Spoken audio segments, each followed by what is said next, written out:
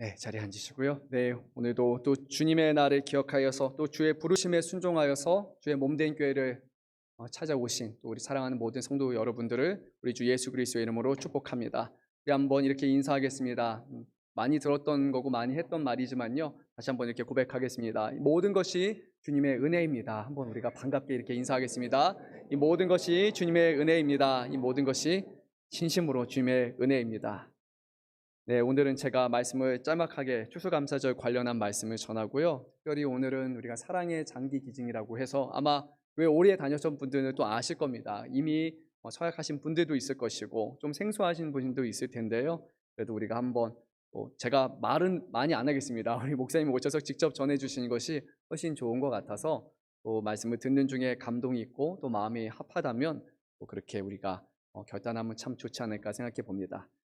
대한예수교 장로회에서는 11월 셋째 주를 우리가 공식적으로 추수감사절로 지킵니다.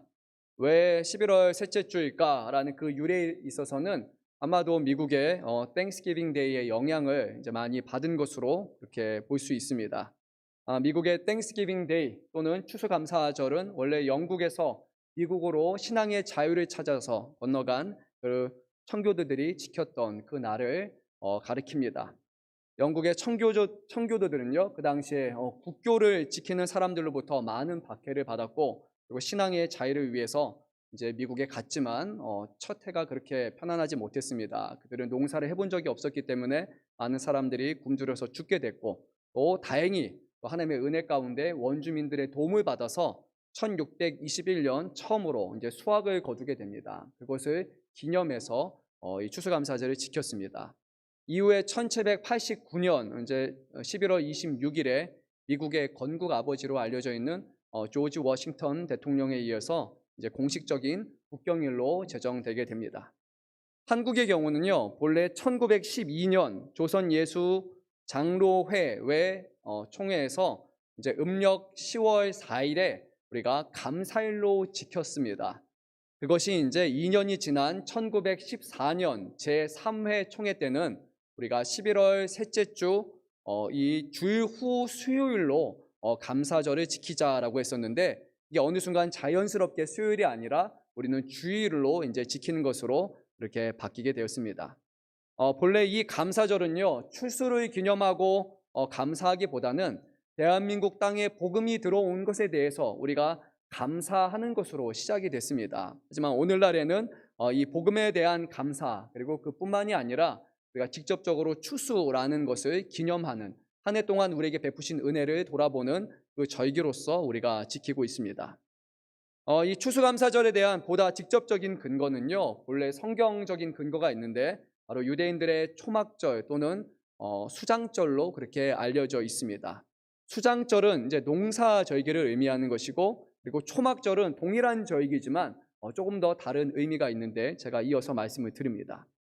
유대인들은 9월에서 10월 사이에 이제 곡식과 과일, 주로 포도와 그리고 올리브를 거두어 드림으로써 한 해 농사를 이제 마무리합니다. 총 3번 정도 걸쳐서 농사를 하게 되는데 정말 이때가 가장 마지막 거두는 시기입니다. 근데 우리가 이제 성경을 통해서 말씀을 접하신 분은 아시겠지만요, 이스라엘은 원래 이렇게 농사하는 사람들이 아니었습니다. 전통적으로 유목민들이었고, 그들은 양과 염소 그리고 소 같은 그런 동물들을 이끌고 이동하는 사람들이었습니다. 근데 하나님께서 아브라함을 택하셔서 그에게 땅을 주시고 그곳에서 이제 정착하게 할 것이고, 젖과 꿀이 흐르는 가나안 땅에서 정말 너희의 자녀들을 하늘의 별과 같이 땅에 모래같이 많게 하실 것이라는 그 약속을 주셨고, 그리고 비로소 이것이 모세와 여호수아 시대에 이제 약속이 성취되게 됩니다.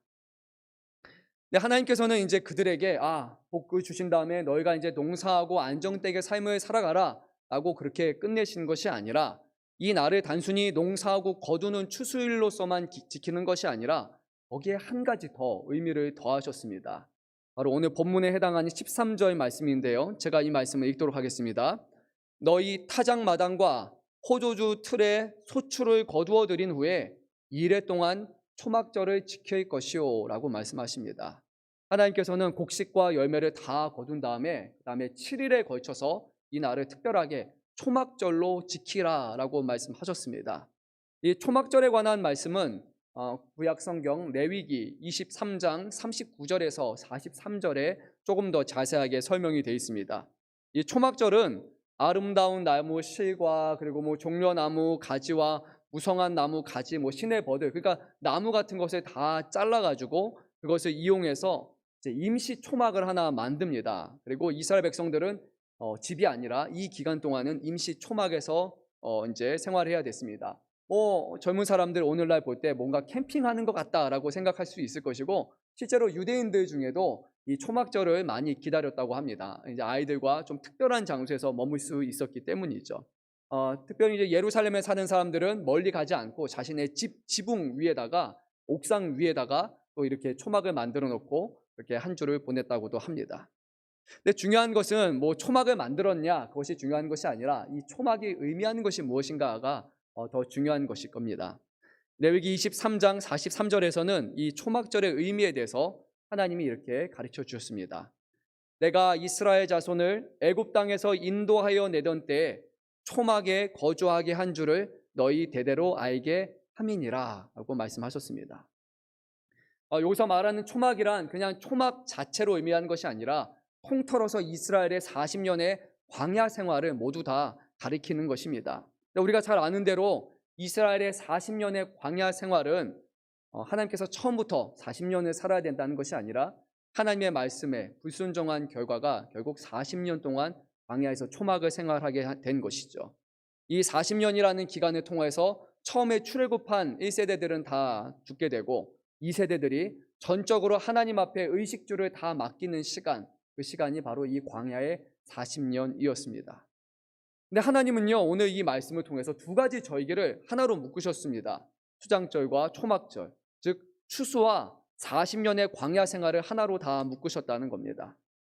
그러니까 우리가 이 말씀을 어떻게 봐야 되냐면요, 한 해를 마무리하면서 이 모든 것을 허락하신 분이 과연 누구시며, 그리고 동시에 하나님의 뜻에 불순종해서 이스라엘 백성이 광야에서 보냈던 40년의 시간들을 다시 한번 되돌아보는 것이 이 절기 안에 모두 담겨 있는 것입니다. 하나님의 뜻대로 살아가는가, 또는 우리가 그것에 불순종하며 하나님이 허락하신 것을 40년이 지난 후에야 누리는가 한번 생각해 봐야 할 것입니다. 한 해를 마무리합니다. 아직 한 달이 남았지만 마무리하는 추수감사 절기를 통해서 이 두 가지 생각을 우리가 한번 해보면 좋을 것 같습니다. 과연 우리는 올 한 해 동안 하나님을 얼마나 신뢰하고 하나님을 의지했습니까? 또한 올 한 해 동안 우리에게 하나님께서 주신 결실이 있습니까? 그 결실이 혹여라도 영적인 것과는 상관없이 그냥 물질적인 결실만으로 끝맺지는 않았습니까? 하나님은 아니면 물질적인 것과 영적인 결실을 같이 주셨습니까? 물질은 많이 주셨는데 영적인 결실은 하나도 없었는지, 아니면 물질이 없었지만 그 가운데서도 영적인 결실을 많이 맺어서 하나님 앞에 감사할 것이 있는지 한번 생각해 보면 좋을 것 같습니다.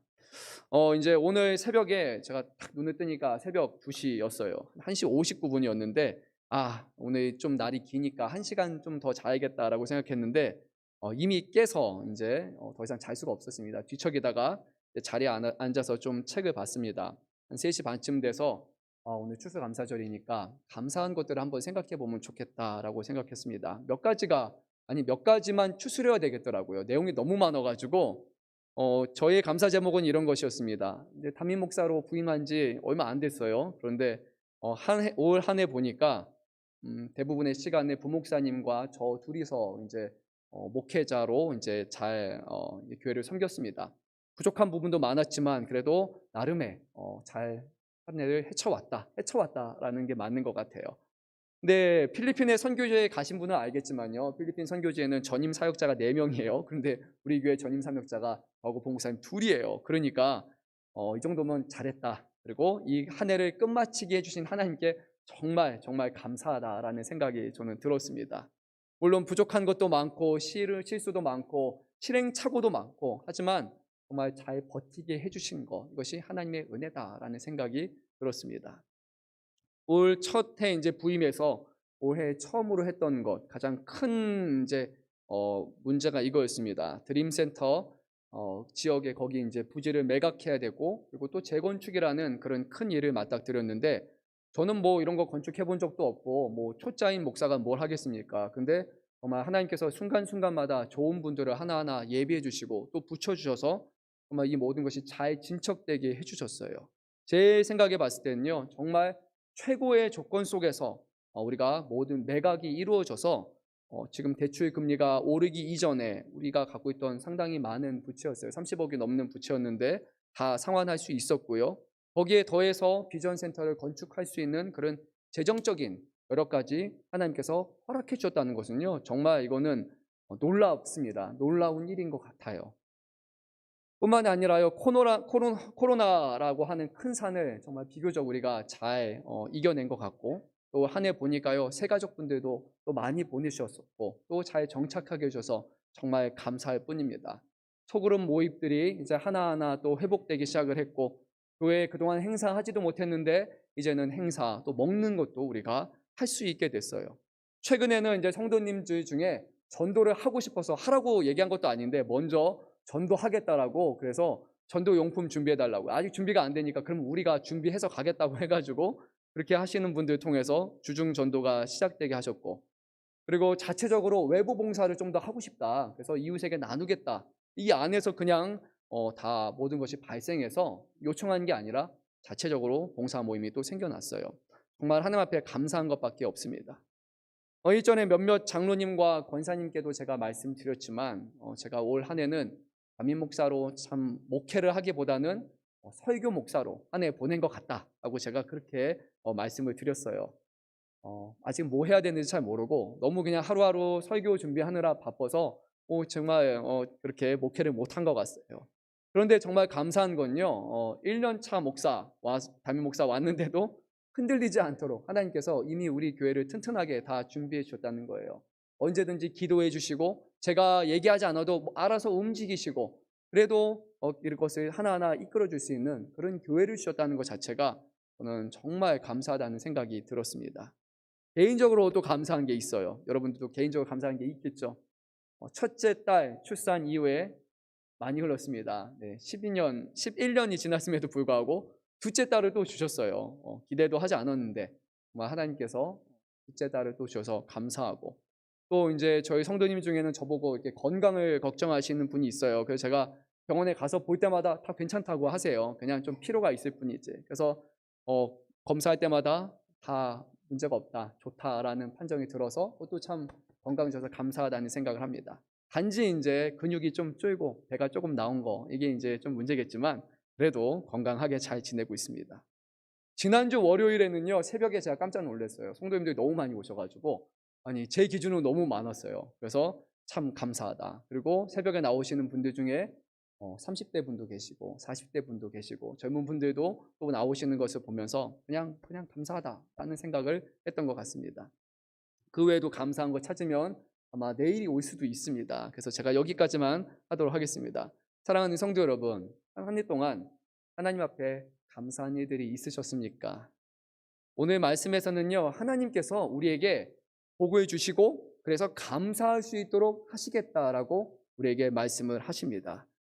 본문의 15절과 17절 말씀 두 번에 걸쳐서 하나님은 복에 대해서 말씀하셨어요. 15절에서는 주실 복, 그리고 17절에서는 주신 복이라고 두 번을 말씀하셨습니다. 제가 말씀을 읽어볼게요. 내 하나님 여호와께서 내 모든 소출과 내 손으로 행한 모든 일에 복 주실 것이니 그리고 각 사람이 내 하나님 여호와께서 주신 복을 따라라고 말씀하신 거예요. 하나님의 약속을 믿고 하나님을 의지하고 사는 사람에게 하나님께서 복을 주시고 이미 복을 주셨다라는 이 말씀이 우리에게 믿어지고 감사가 될 수 있기를 간절히 소망합니다.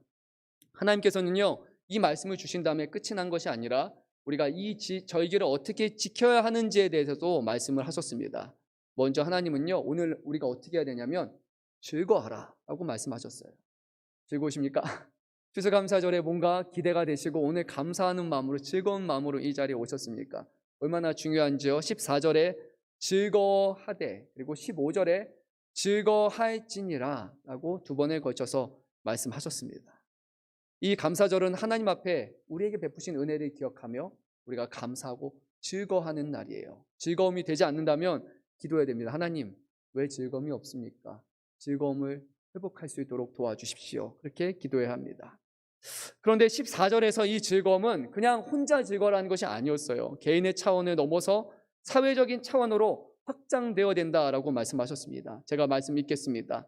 저희에게를 지킬 때에는 너와 내 자녀와 노비와 내 성중에 거주하는 레위인과 객과 고아와 과부가 함께 즐거워하되 라고 말씀하십니다. 먼저는 너와 내 자녀와 노비, 그 당시에는 노예가 함께 살았기 때문이에요. 꼭 노예라고 이상한 사람이 아니라 유대인 중에도 재정적으로 힘들면 내가 이 기간 동안 노예가 되겠다라고 하는 사람들이 있습니다. 즉 여기서 말하는 세 부류, 너와 내 자녀와 노비는 한 지붕에서 살아가는 사람들을 가리키는 거예요. 그들과 함께 감사하고 기뻐하고 즐거워하는 것이 첫 번째이다. 하지만 거기서 끝나지 않고요. 이제는 집에서 시작을 해서 성중으로 그렇게 확장이 됩니다.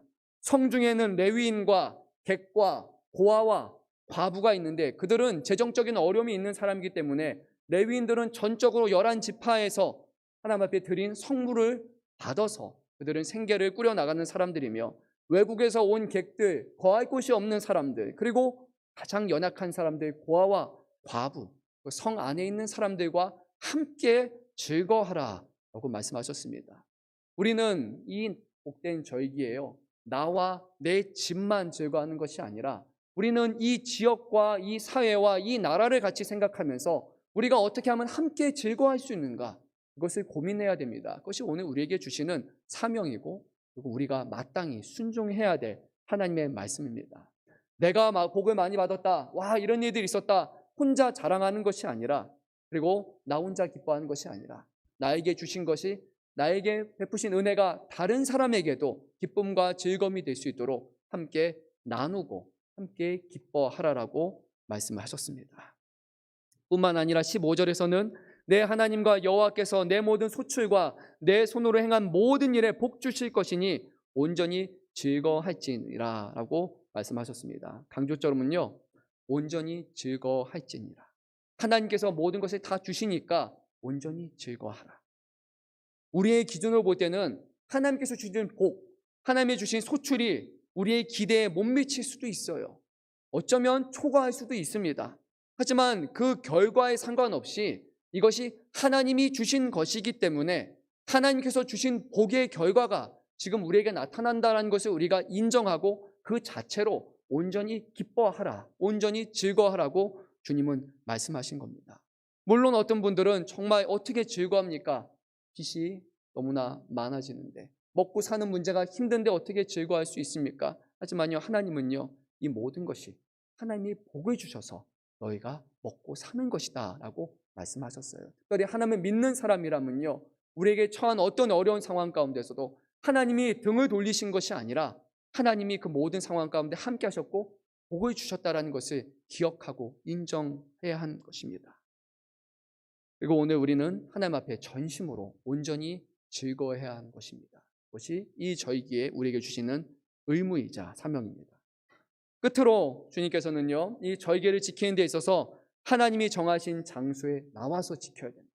그리고 빈손으로 나오지 아니하고, 그리고 하나님 앞에 힘껏 드리라라고 말씀하셨습니다. 영어 성경 NIV 성경을 보게 되면 주신 복을 따라 힘대로 드릴지니라, 이 힘대로 드릴지니라 이렇게 표현합니다. In proportion to 라고 해서 받은 것에 비례해서 너가 정말 받은 은혜가 있다면, 감사가 있다면 마땅히 드리는 것이 맞다라고 이렇게 말씀하셨습니다. 사랑하는 성도 여러분, 한 해를 돌아보면서 하나님 앞에 감사를 한번 돌아보기 원합니다. 감사를 회복할 수 있기를 바랍니다. 하나님께서 저와 여러분, 우리 모두에게 어떤 복을 베풀어 주셨습니까? 만약에 하나님께서 물질의 복을 주셨다면 감사함으로 하나님 앞에 드리시기 바랍니다. 하나님 앞에서 하나님께서 건강의 복을 주셨다면요, 그 건강을 하나님 앞에 봉사함으로써 드리시기 바랍니다. 시간을 주셨다면 그 시간을 하나님 앞에 기도하고 예배하고 복음을 전하는, 증거하는 시간으로 드리시기 바랍니다.